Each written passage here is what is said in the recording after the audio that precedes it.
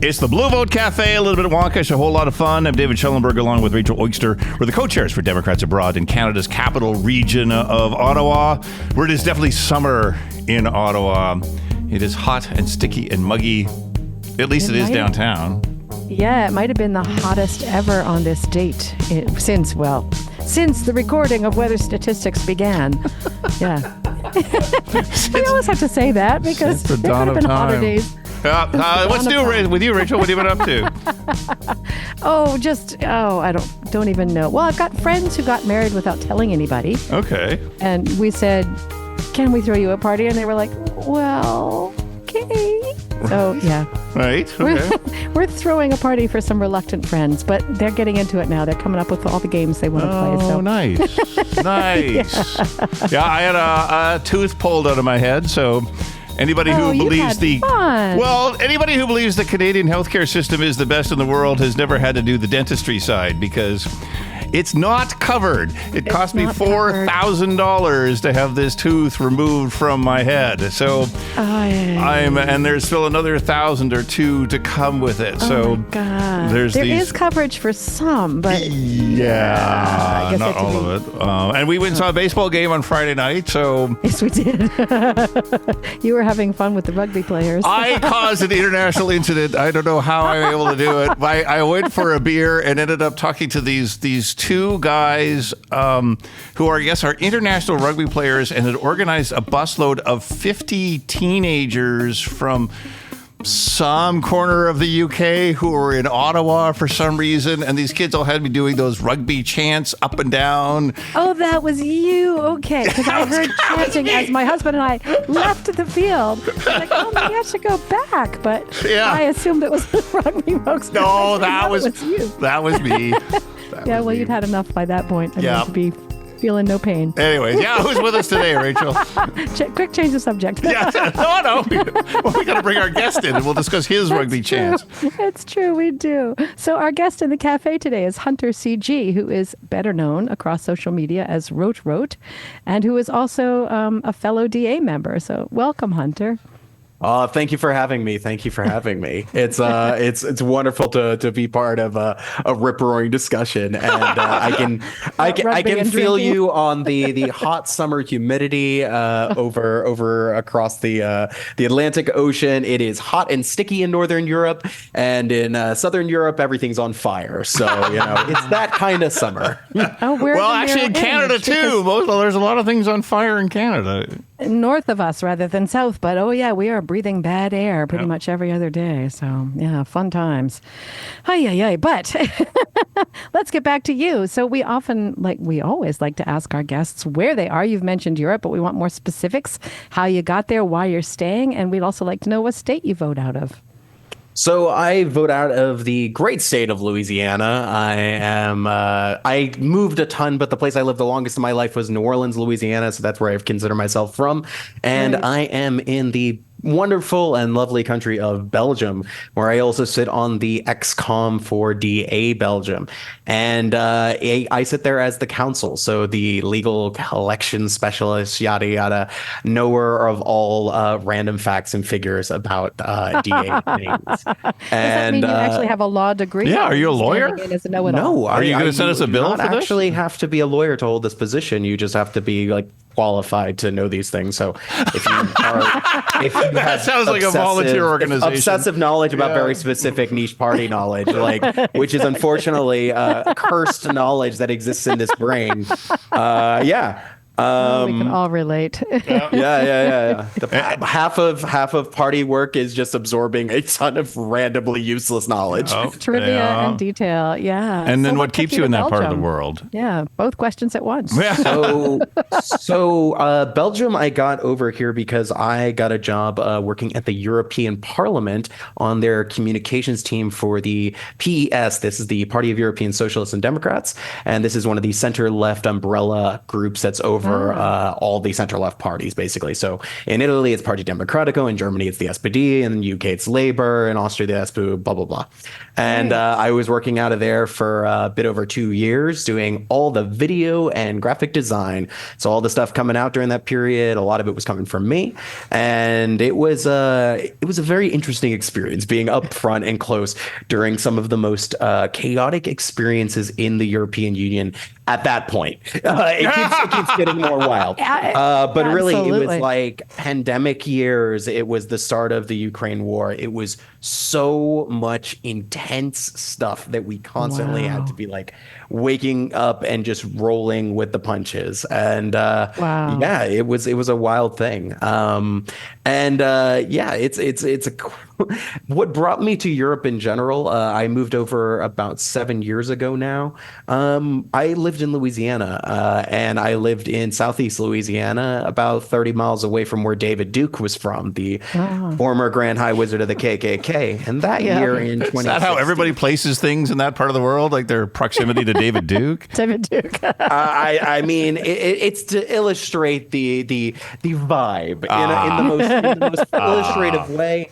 And so in 2016, Mr. Duke decided to run for Louisiana Senate for a second time, and he did quite well in the primary. Not only that, the Brexit vote had happened, and I was seeing people I thought that had no politics become the most ardent, hardcore Trump supporters. And at the same time, I'm working in digital marketing, right? So I'm seeing like the Cambridge Analytica stuff populating online because they weren't quiet about it. They're at all the industry shows being like, "We have created the greatest tool of all time. Please pay us your money."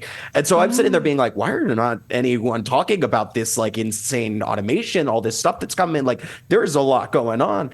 And then I was like, oh crap, Donald's gonna win the election. This is not good. And I was just finishing up my degree, useless political science degree with a focus in history. And my whole idea was like, Hillary or whoever will win, I'll go to DC. I'll hustle myself out to some federal job, do my civil service, because I'm one of those bleeding hearts who believes in the idea of like public service. You'll get over that once you get a little older. Big loser thing, wanting to be a civil servant. I even wanted to work in the Department of Education. So I saw that going down, and I was like, you know what? I lived through Hurricane Katrina under George W. Bush, and I'm not going through that rodeo again. So I was fortunate enough to have two passports. I have a UK and a US passport. And I was like, how bad can Brexit be? Very bad. I was wrong. Very, very bad. So about after 11 months in London, I was like, all right, I'm going to be poor here forever if I don't move. And Brexit's happening. So I got to pick a place on the continent. So first I was thinking, okay, Berlin, that's where like the jobs are at. And remember, this is like a few years back. It's a bit different now. And I was like, all right, I can figure my way there, work for some company, blah, blah, blah. And then I was at a political seminar that the youth organization of the Social Democrats in Austria was putting on. And I had I'm not a very religious person, but I had as close to a religious experience as I could get, like being around a whole bunch of international people talking about politics in a way that I had never been able to in like living in like an incredibly reactionary conservative part of the South. I mean, like I couldn't talk about things to anyone or else I wouldn't be able to get employed. Like that kind of level. And so it was just like being able to like be out of that situation, be out of the national understanding of politics and what things are your beliefs versus what are beliefs that were taught to you that you have never reflected on, or something that only really makes sense within the nationalist framing of where you are at. And that when you're confronted with someone from another country, but within the same ideological tradition or someone even just a little bit away, but they don't have that same national context, you can be like, oh, wait, I don't think about this in this way. Wait, why do I believe this? And it kind of makes you have a lot of, deep retrospect about like everything you've been taught. Like, why do I believe these things? And do I believe them because I believe them, or do I believe them because someone has told me them? And if someone told me them, do I believe that? Like, am I cool with that? Like, because it's fine to be like, to pick stuff up from people. That's like how we learn things, right? Like, we're not all like coming up with fully formed ideological processes in our head. We're hearing stuff from out other of people. nowhere, right? We're picking up things where we're human, so we absorb symbols and all this stuff. So we're sponging up things. So it's very important. Like, this is something I really came to realize after moving at this event was like, we need to be constantly thinking, do I believe these things? Do I still believe these things? Are these things I would fight for? Are these things that I politically want to advocate for? Because like, these are also different things. Like, are these personal beliefs of mine? Are these things that only exist in my head that I think are real and I don't need anyone else to know? Like, and so for me, this is how you kind of become more sure about your politics. And for me, as someone who covers a lot of far right politics, it's very important for me to know exactly where I stand on everything. Because if I'm watching a lot of crazy shit from Nazis and fascists and whatever, I see a lot of stuff. Right. A lot of stuff. And because I'm a human, I am still pulling that in. And because I'm super firm and I'm constantly reaffirming what I'm believing, I can kind of create a little bit of a barrier between me and this stuff. Not saying it's 100% or working like perfectly, but it's like, because of that sureness, it doesn't make me feel like I have to question myself at the end of the day. And when I'm going into activism or efforts or political projects, I know where I stand before I walk into them. I'm not going to be influenced in a way that I don't want to, or if I am, I'm allowing myself to do that because I'm thinking about it quite consciously. Like, I understand how we interact with each other, right? And again, like, that's fine. Like, it's fine to get inspired by people.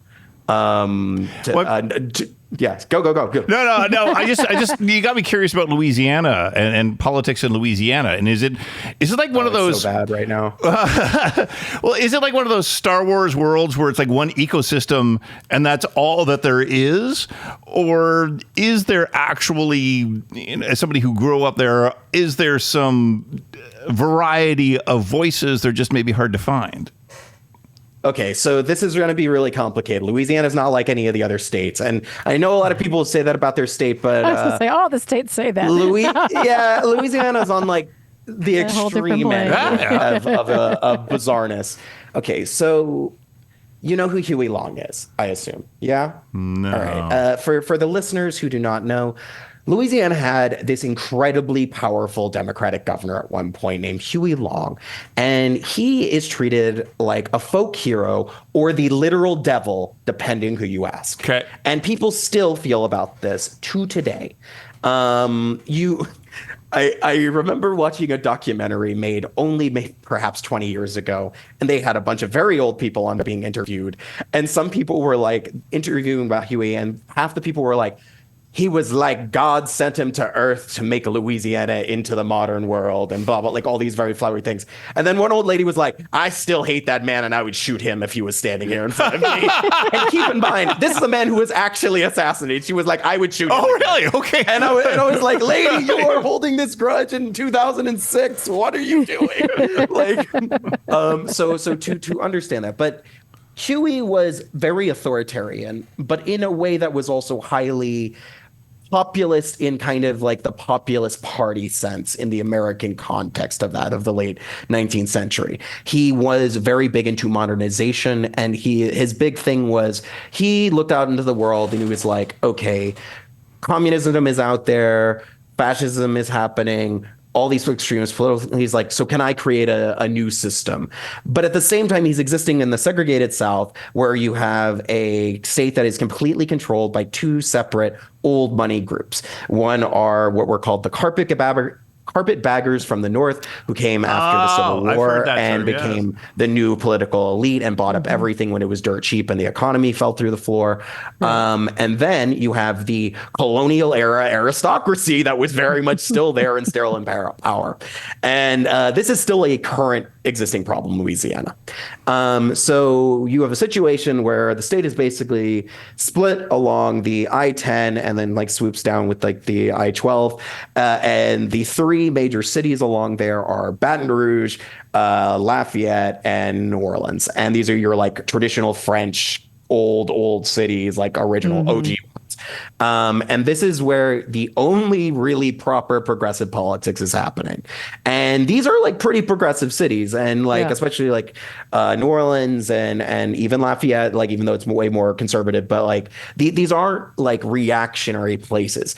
But around that, like north of that, is like the most reactionary, like Klan land, evangelical, like way. This is where we get our Amy Coney Barretts. This is where we get our lovely House Speaker, Mike Johnson. This is where we have several concurrent cults going on. I had two in my parish alone while I was in high school. So like it's very intense. And then below the I-10 is where you have kind of like your Cajun Creole, like older like people living. And you also have to understand in this context, Louisiana until very recently made it illegal to speak French or other languages. And there was an intense effort at cultural genocide against everyone who wasn't a Anglo-Saxon Protestant. And that was a big there was tons of French for about 100 years. Yeah. There, now that it's tourism and it makes money and it's profitable,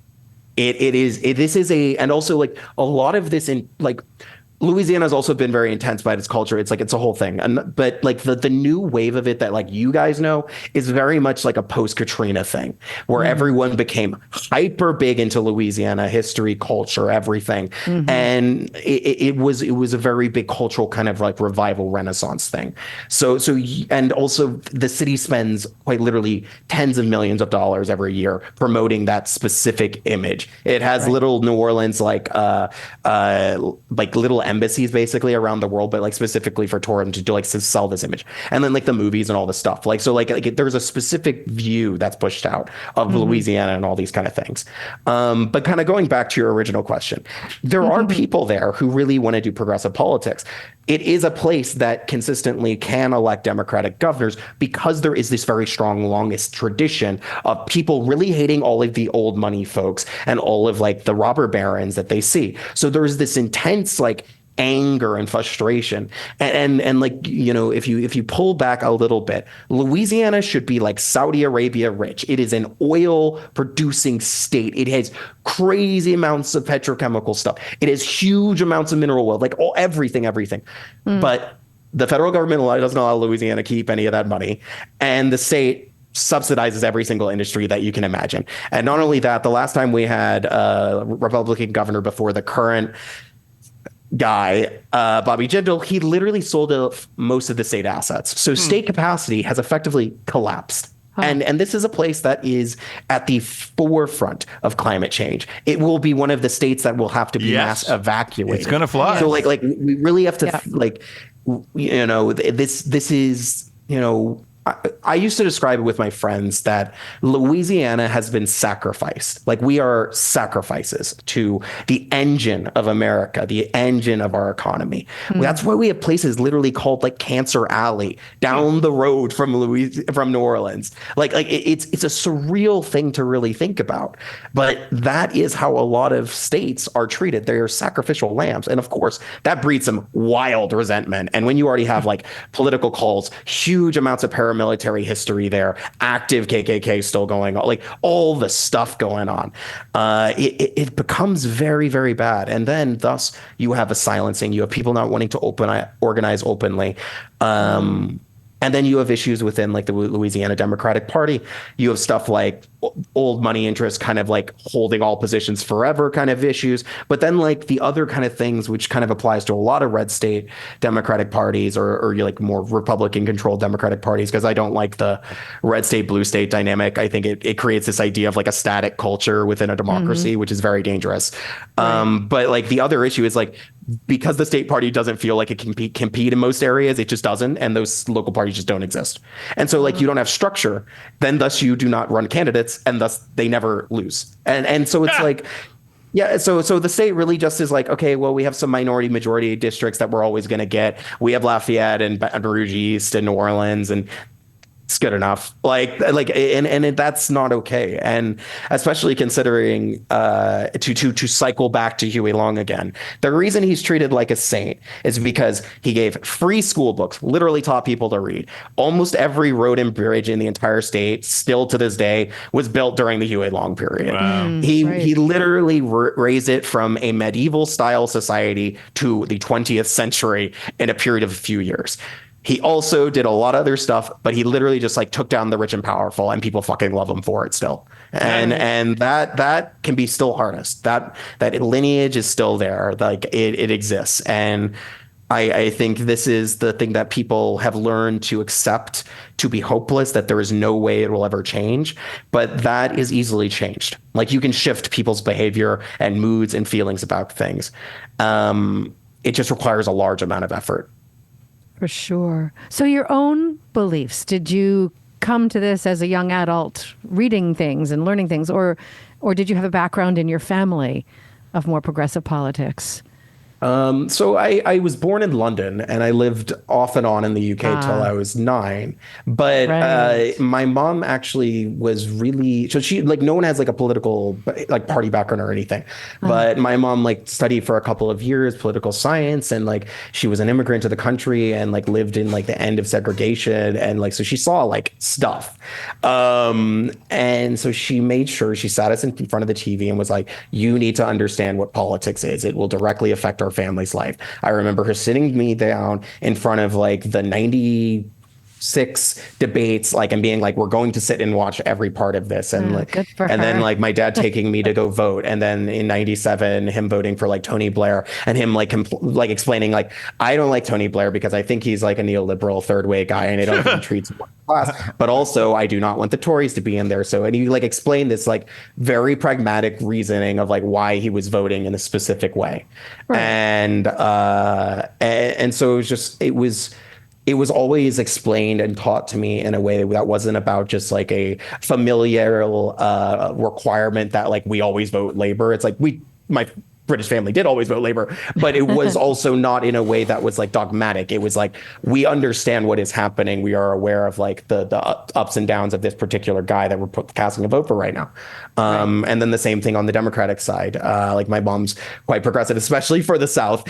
And it's when, she's a Latina woman who was facing like incredible racism. We have also a Jewish family background, and she faced a lot of anti-Semitism too, which was like a nice double whammy to do during the 60s and the 70s. And you can imagine this creates a certain level of politics.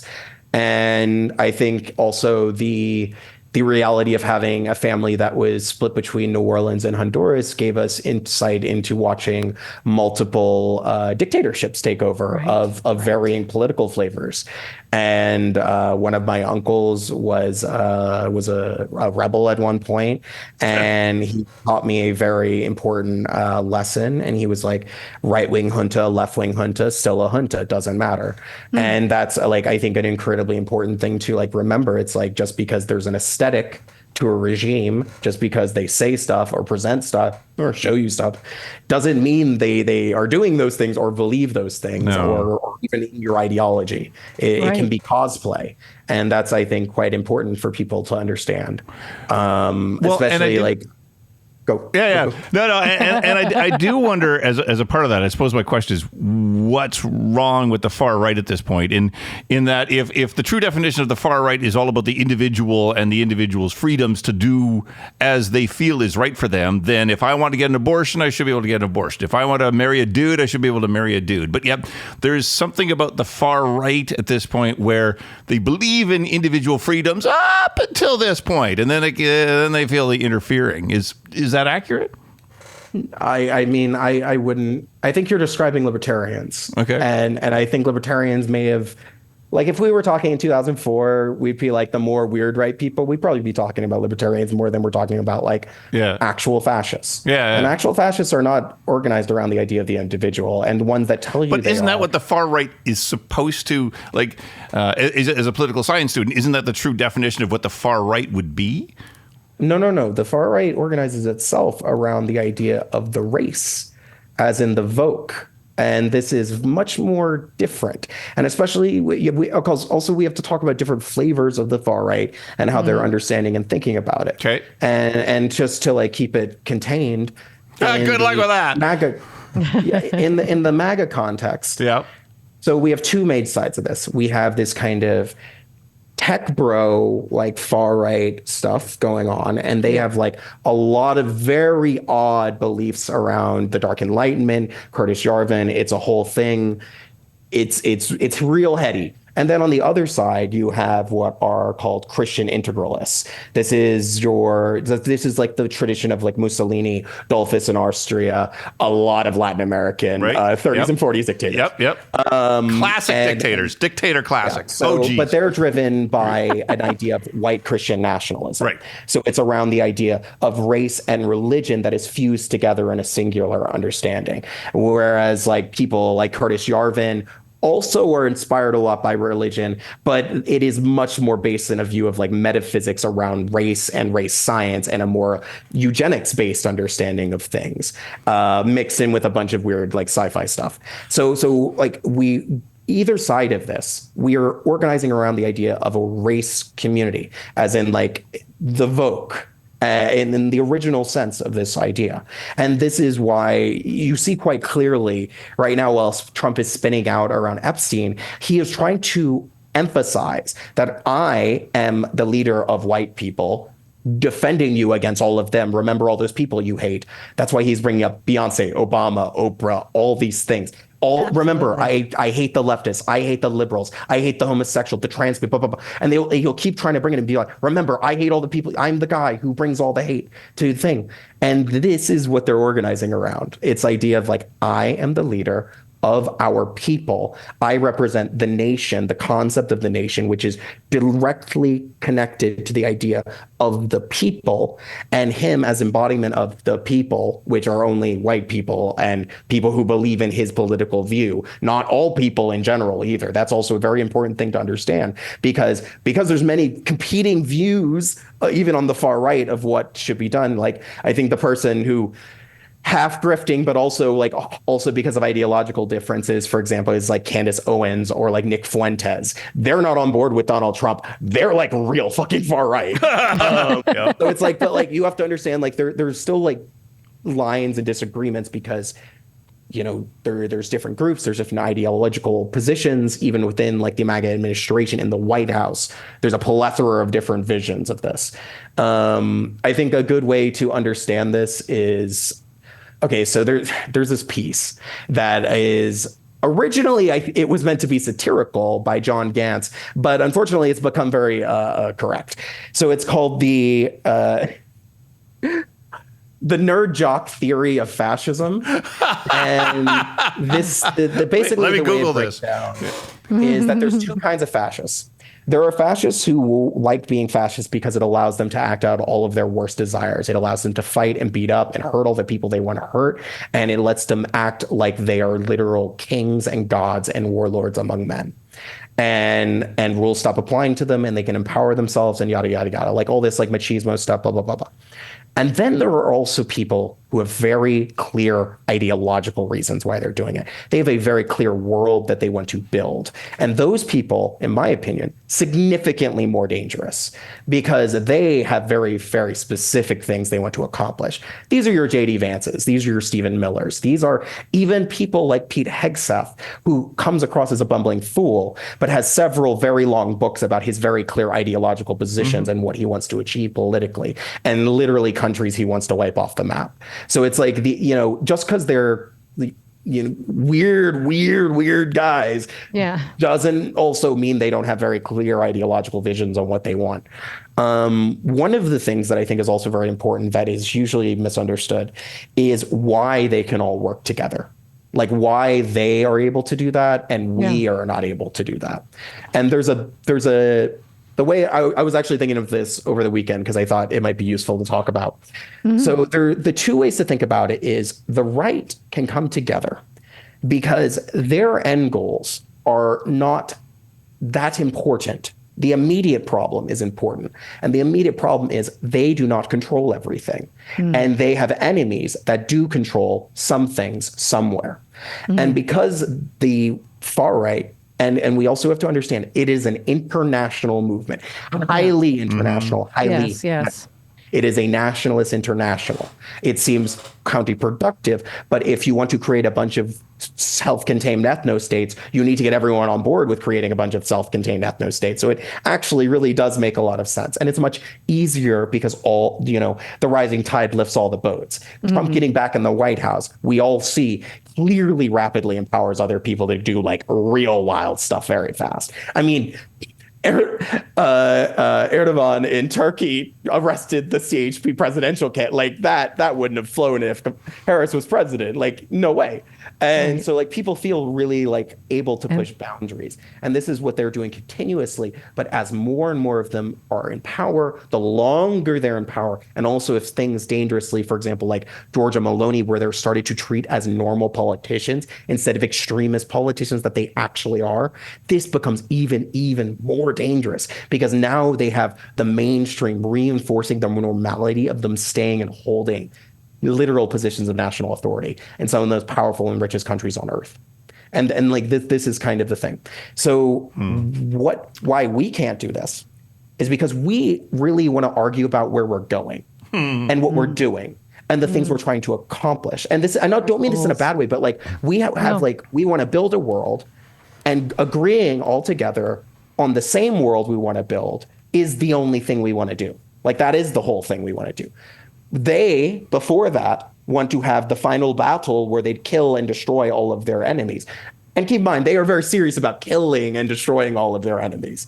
So for them, that's way more important to achieve first than any like quibbling over like the end point. And for the most part, they can do all the things they're doing at the same time because it is a real grab bag of policy positions that they'll all have. And because unfortunately they tend to back very strange characters as main leaders who tend to flip on a dime and run very personalist regimes, you can have, like we have in the White House right now, every department has a foreign policy. Every department has a different version of everything. Like there are 27 White Houses going on at the same time.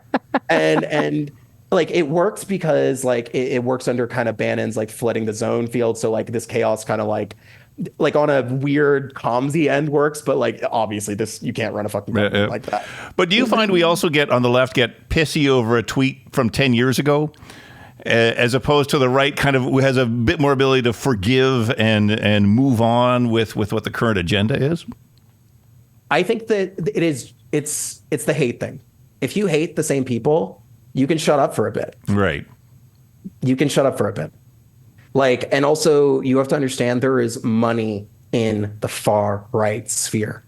There's none of that in the left. Yeah, that's you and I, no, but like you and I scrapping on Blue Sky, we're not making money doing that. But like you and I as big right wing grifters, like scrapping on Rumble for like a week, even if we like planned it out, we'd make bank off of that. Like there is so much money in everything, and then also if we made up, it would also make more money. So like, if we're owning the platform that has ads next to us going back and forth arguing over something, then the longer our argument goes, the more money we make. Yeah, for sure. And I mean, this goes to a really big issue that I'm constantly talking to political parties about, is that political parties don't have owned media anymore. They don't publish their magazines. They don't publish their, they don't own things. They don't own things, a means of communication for them to directly give stuff to their audience, to their members even. And so like how is a person, a regular person, meant to develop and believe in the things you believe if you're never telling them directly what you believe, why you believe it, and why they should believe it outside of some really expensive ads during elections? And then you just drop it for several years. Like it is the most back-ass way to do political education and political socialization. And if you look back in history to the start of the Democratic Party, to the start of the American Republic or any political movement, what is the main thing that you see at every minute in every major meeting? We need to make more propaganda. If we're not writing stuff, we're losing. We need to get more people to understand why we're doing what we're doing, why we're saying these things. People need to start, we need to go out there and teach people about the thing that we want them to believe. Education, and you go out there and you teach people, you write the pamphlets, you do all this stuff. Right now, it's you make podcasts, you do TikToks, you do all these things. But more importantly, you can't just expect this to be free flowing from nothing. You need to put money behind this. You need to be backing creators and theorists and people making content, and not even just like direct political content, because we all know that every piece of content online is political. It shifts people's moods because every person has politics. So whether it's video games or the cooking show or whatever, this is moving you in some direction somewhere. I think, honestly, one of the best things I was ever told was one of my Austrian colleagues, Flora Felix. She told me every single space is a political space to be contested. And if you're not contesting it, someone else is contesting it. And if it is not being contested, that just means it is sitting comfortably where politics is at that particular moment. And that is really what it's all about. Everything is always moving in every space, everywhere. And the very clear understanding of that we can get is, remember all the school boards, all the crazy MAGA people took over and the QAnon supporters and what that did to all the schools across the whole country. And all that took was a few thousand, really motivated people to show up for very low turnout elections. Yeah. And that was driven by online people in Discord server, people on TikTok, people being like, show up at your thing again and again and again, and pushing them at as Bannon says, it's velocity, it's volume. And that's it. And we need to do things like thinking seriously, okay, let's make our own platforms. There are like 12 multi-million user daily far-right platforms exclusively owned by far-right dudes. Even the mainstream platforms are mostly people backing the Trump regime. Like, what are we doing? We are losing our ability to speak and communicate.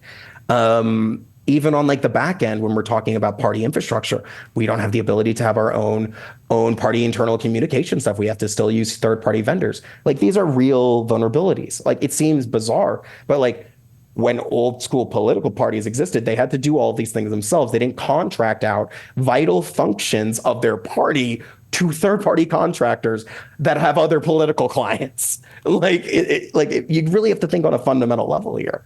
And as the party, faces more and more threat because of Donald Trump, his idea of criminalizing the party, and I think that is a very sad reality that we really need to wrap our heads around. The party could become illegal.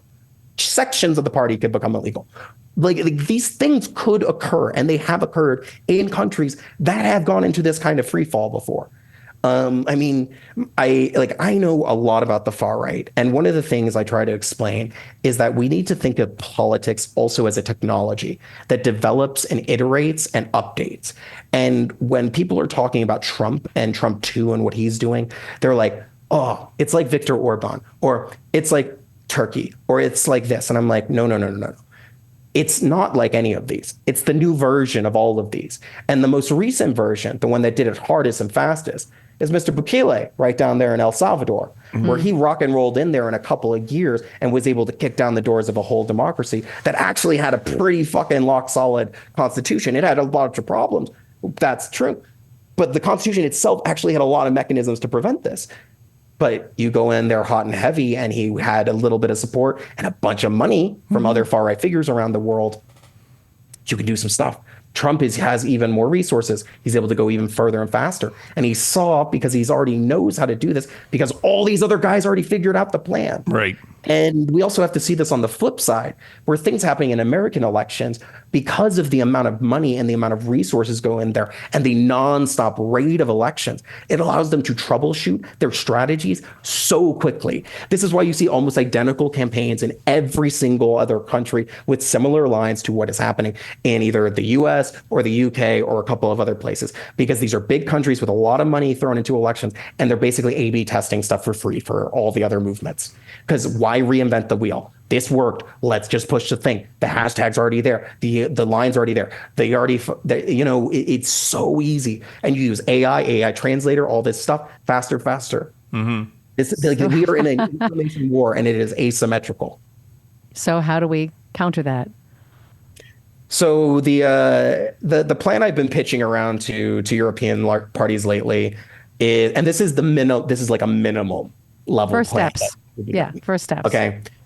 So I call this is the American version of me calling the plan. It's 50-50 2000. Mm-hmm. So what you would do is you would find 50 influencers in all 50 states. Also, you would do the territories as well, because I think they're very important politically. And DC. But you would find 50 influencers in all of the states, and you would find them from a spectrum of content types, all people that were already successful. So people who are anywhere from basically like where I'm at in like 30, 40,000, all the way up to like 1 million. No, we're not going for like the biggest whales ever. We're not trying to support people who are already making a ton of money on these platforms. We're trying to find people who have strong, loyal audiences and who have enough ideological closeness to us, or like general good vibes, that we could feel comfortable in them kind of like being boosted. And then what you do is you go onto their Patreon or any other donation platform, and then you set a reoccurring donation from institutions, so whether political parties or trade unions or other think tanks or whatever, and then you put in $2,000 a month. You never talk to them. You never tell, no, this is the kicker. Yeah. Because you also want to make this ethical. You don't want to be creating like weird, also it would be inauthentic and whatever, but like this is also to keep it like honest for like the party and then also your external person. You never tell them you're doing this. They just get a really big donation one day. You support them for a year. No. I know where you're going with it. Yeah. Listen. So you support them for a year out, and this is on your side, like all just on your internal side. And so you do that. They're continuing to do the stuff. Now all their bills are settled. They're solid for the year. For a year. They can focus all their energy on just their platform. Psychologically, they've now thought, fuck, I can do this full time now. Because this is one of the big things. But seriously, this is one of the big things. Most people are running full-time jobs and also trying to make high quality content to push political 100%. ideas. I know those people, yeah. And you can't do both of those things for a very long time. No. Because you burn out super fast. Like it is very hard, especially if you're competing on like the short video platforms where you have to be like cranking out video after video after video. And they take a long time to edit, and it takes time to edit. And like if you're trying to make good content, like stuff that we'd want to be putting out, it's like you got to research and read and do stuff. Like every single one of my videos, and they're all pretty detailed. It's like minimum 2 hours of just the production time. Absolutely. Yes, and for sure. and then it's like another hour and a half or 2 hours on just like managing comments and all the other stuff, like in the immediate post mortem. So you have 50 times 50 per year for 12 months.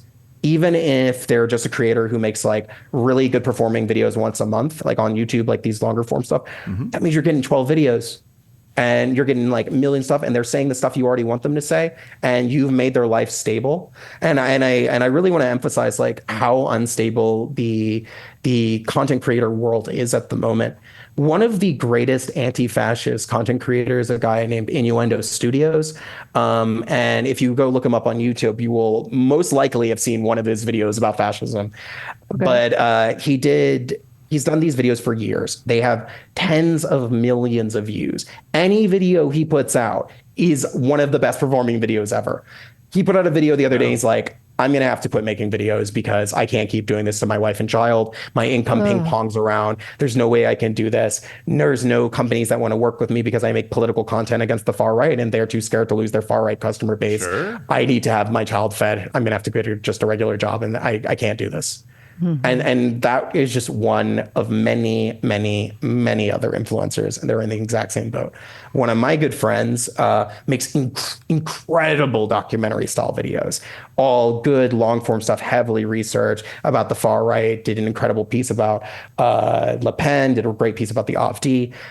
Same thing. Like he got permabanned on TikTok for no reason, just like wiped out his account. Wow. No, like literally no strikes got account, nothing, nothing. No, and he was fighting with them for months, and then they just started ghosting him.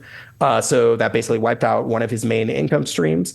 And then he had basically like a shoot didn't go well, and then that's like 1, 2, 3, 4 months in a row bad. Now you're in debt, and now it's like, okay, I need to go get just a regular job. I can't actually do this. Like I thought I could because I got some level of stability when it started like swinging up good, but then it's like I can't do 20-hour days every day, not sleeping, double everything. And I like even, myself, I'm hitting that like wall, and I feel like very guilty because I have to spend so much time doing this. And the income is like all the way around everywhere. And so it's like my wife has to be the main breadwinner. Not that like that's a problem or anything, but like it is not a co-equal relationship right now of like of us both bringing stuff in. Like I am very dependent upon the fact that like I am lucky enough to have a relationship and like have some of that cost not totally on me, because otherwise it would be literally impossible. Because like when I picked up a full-time gig last year again and was trying to do this at the same time, it was like sleeping 4 hours a night. And I was like, I'm going to lose my mind. And then we haven't even talked about the worst part. Wait, there's more. You get death threats all the time, like literally all the time. Yeah. And it's awful. And like 3, 4 weeks, I guess a month ago, I posted a video, which was just about talking about like the rise of kind of like remigration rhetoric, like this like ethnic cleansing rhetoric all across Europe and amongst far right parties. And I got 250 death threats in a single day. Oh my goodness. And not like and I can't, okay, and this is gonna show you how broken that influencers get. So like I kind of rank my death threats on like a seriousness level. Like if they're just saying like you should die, it's like the lowest level, and I can just like kind of brush it off. It's when it's like artistically created multi-paragraph shit that I'm like, this guy really wants to kill me. Like that's not good. No. So yeah. So are we setting up those 50 by 50 folks for exactly that kind of abuse then? Well, this is also like another thing. Like I think it's really important to get progressive creators, and again, not just political content creators, but just progressives in general. They need to be unionized, and part of the union's function needs to be providing mental health services to people. And also we need to have much more strict laws around requiring human moderation on social media websites in general. This is something that is part of the new EU package of laws, but no company follows this at all. It's all automated to the hills. And so you can lose your account, lose your income with no human interaction. And remember, like, so it's an automated system, right? So like these are gameable. A arbitrary amount of reports within a certain time frame will trigger an automatic strike on your account. A certain amount of those after that will trigger an automatic suspension. So if you have neo-Nazi teenagers in a Discord of 1,000 people being like, let's fuck with this guy today and destroy his life, they can do that. They can very easily do that. And because there is not this co-equal and co-equivalent militant liberal or left group of people doing that level of literally targeting people nonstop every day all the time and trying to ruin their lives, it's a battle that is constantly in a state of loss, and it's not good. But the other problem is it's like you have to fight the battle, and I don't. And this is also kind of goes back to the platforms issue. It's like, okay, why are so many of our political leaders still on Twitter? It is where the government posts stuff and the Republicans are doing things, but you can just go look at that stuff. There are other platforms you could post on. Yes. And this isn't to like hype blue sky as a perfect like utopia, but it's like, it's a site that's very much designed in our favor that we could really own in a way that is, hasn't come around for a while. Why not take advantage of that? Lean real hard in, use it like the right uses X. Like, be smart and strategic about it. Like, if you want to go on X and try to like push something hard, just send your strongest soldiers on there, people who have the ability to get seen on there. Because most of the other people, you're not getting seen by anyone. You're literally being pushed down by Musk's algorithm that is designed to suppress your content. Except his. So it's like, exactly. So, I'm constantly, really pushing. Also, that's the other thing. Like I keep saying, like, Okay, so this is like the hottest take I've been pushing lately. Okay. And keep in mind, this is to European parties, not to the Democrats. It's the Europe needs to do what the Chinese did a number of years ago and make bootleg versions of every American social media company and just set them up in Europe. And that's the solution to the problem. Like, because people are like, what do we do about all these things? And I'm like, you just make the exact duplicate software, like the same thing. The product is not the problem. Like, it's the crazy person running it. Yeah. And then like, but you could also do this like on a party level. Like, parties have a lot of money. Democratic Party brings in a shit ton of money every year. Like, you could develop that kind of platform.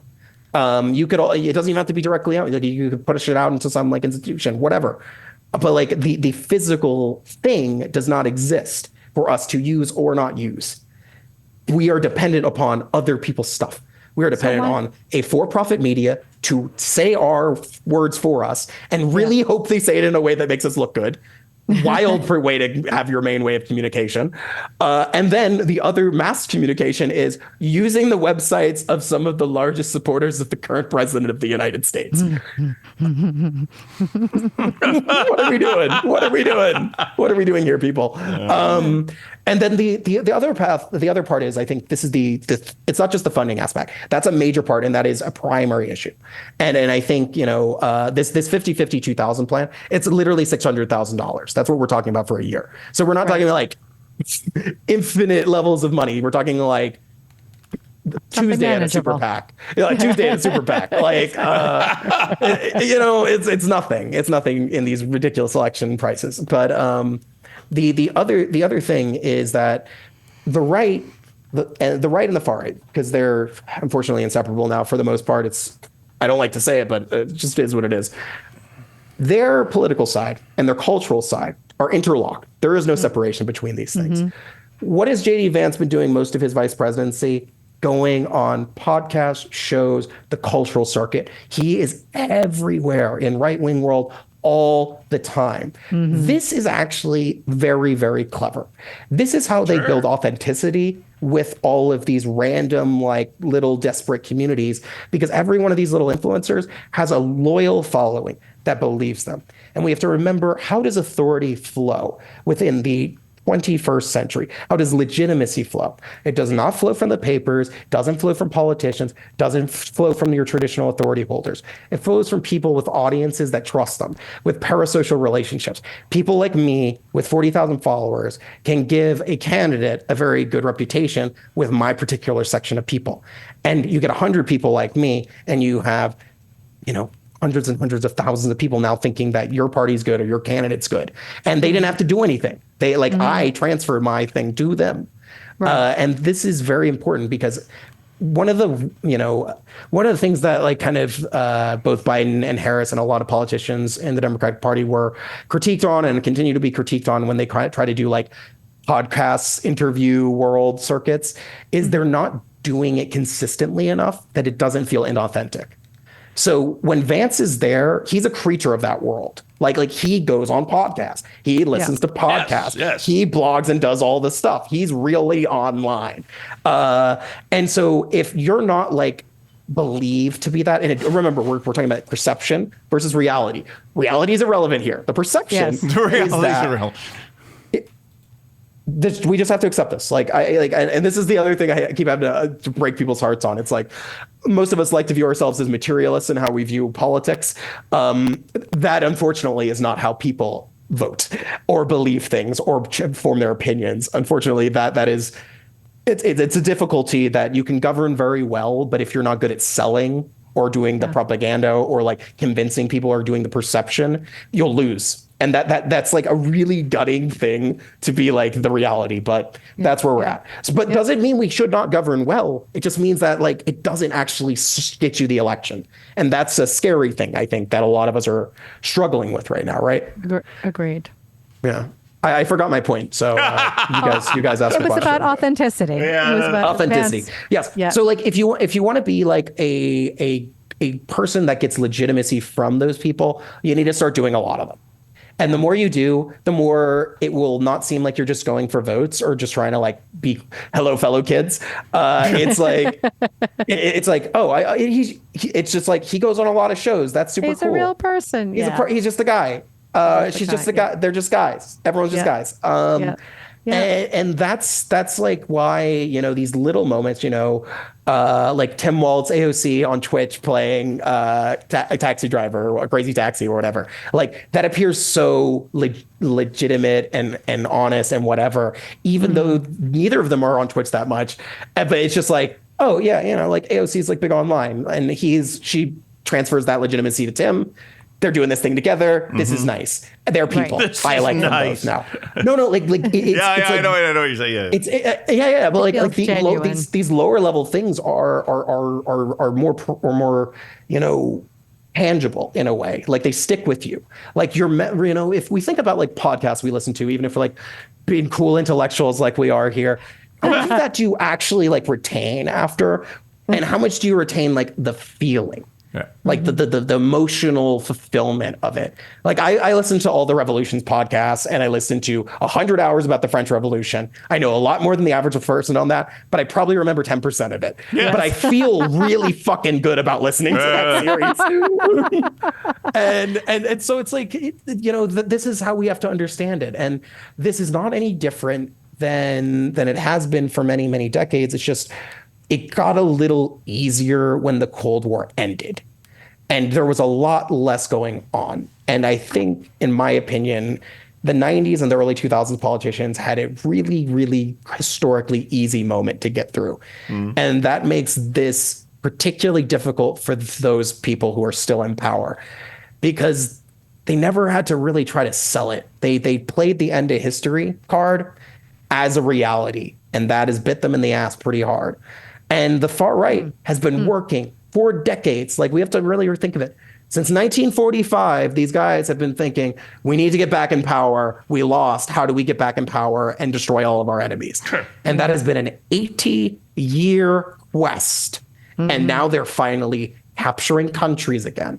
They got really close in Germany. They already got Italy. They got the United States. Like they're doing real well this time. And this is very, very, very dangerous. So, you know, it's also important to think like they've been working at this a very, very long time. One thing maybe also that might be interesting for y'all and your listeners is fundamentally understanding how the far right thinks as a modern organization and a modern movement, which also allows them to be very fuzzy and have a bunch of random groups working together. Okay. So there's this guy who's an American neo-Nazi in the late 1970s, and this guy named James Mason. And he is very important. He's got a white nationalist compound, and he's writing a series of periodical kind of like serial type stories that ends up becoming a book called Siege. And one of the things in this book, which is a future history written after a race war creates the perfect Aryan utopia in America, blah, blah, blah, blah, blah. I've heard this, yeah. So one of the things is the way this was done, and he's thinking, why did we lose the first time? What were the things that made us lose? Führer concept. If you got one guy, one organization, one party, or only a couple of parties, those people can be killed. They can be bombed. They can lose a war. Then everyone's screwed. Our whole movement collapses for a generation. Okay. And he's out there. This is the Cold War. He's looking, he's like, who's doing real well right now in asymmetric warfare? These Maoist rebels. These guys, they have no fucking resources. They're fighting against major governments. They're taking land. They're doing shit, man. And you know what? They have a cell structure. There's no one leader. One gets taken out, doesn't matter. There's 20 more. They don't even know each other. Like they're all moving in a leaderless resistance. This is the important word, leaderless resistance. The idea is you would have many, many, many groups, many leaders, many organizations, many tendencies of political ideology, all moving vaguely in the same direction, all pulling vaguely in the same direction. If the FBI shuts down one, if they get infiltrated, people get shot, there's internecine fights, they kill each other, doesn't matter. There's so many more out there.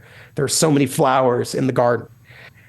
At the same time, they come across a little thing called the And in 1982, they start up their participation in the internet way before any of us knew it fucking existed. Yeah. And for most political ideologies, unfortunately, the internet started existing in 2008 when Barack Obama ran for president, and people realized that you could get a ridiculous amount of free volunteers and raise more money than Jesus on this platform.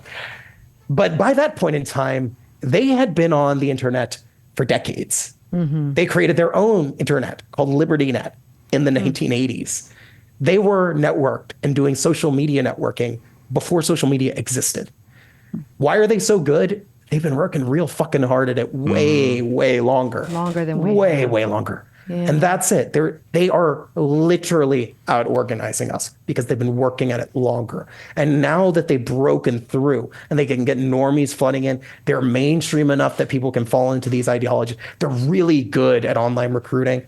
Like this is why it feels so rapid. But it's a long time coming.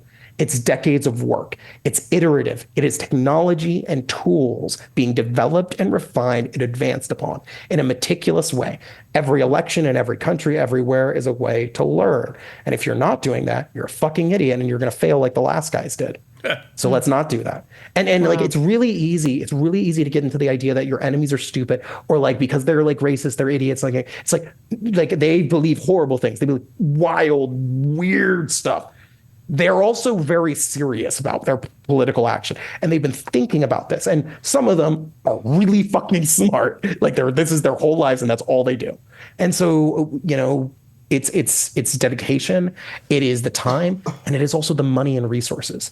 And now we are seeing so many companies becoming complicit and paying bribes and doing all of these things.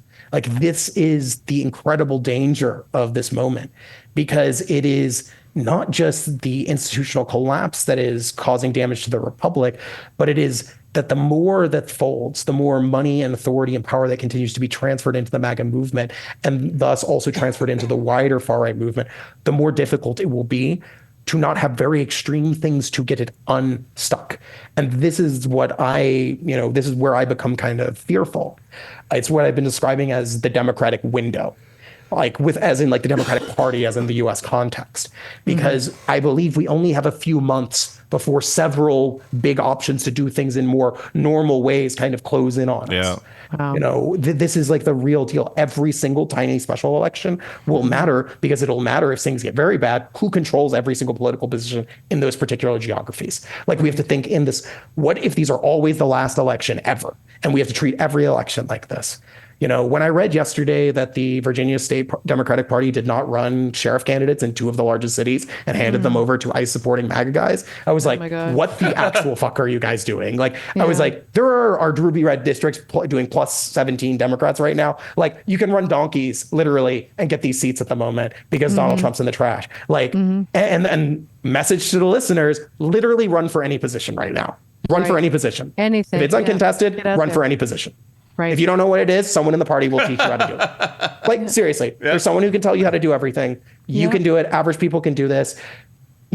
People back in time had significantly less education than a high school diploma, and they were congresspeople and senators. That's just how it is. Wow.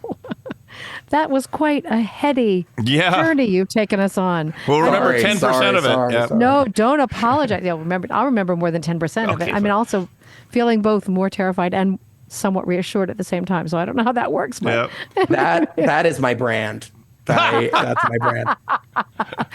And we haven't even talked about why we're using your initials or your relationship with DA. There's so much else to talk about, but maybe we should call this part 1. Yes, I think that's and do a sequel.